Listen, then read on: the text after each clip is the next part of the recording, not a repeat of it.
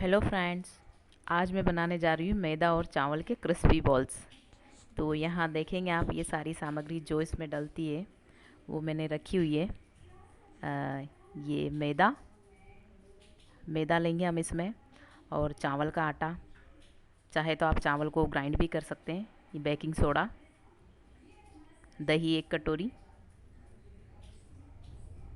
नमक टेस्ट के अकॉर्डिंग, ज़ीरा,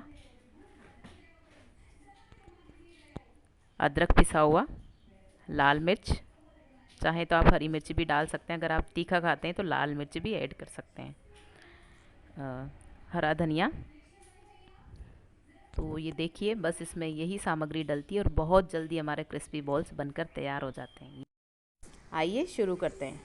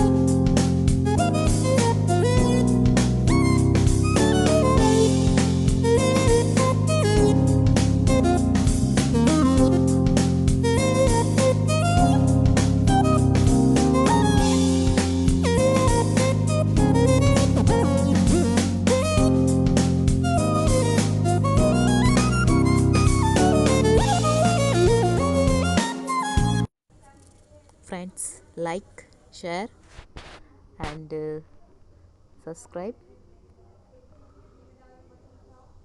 Press the bell icon and check the description.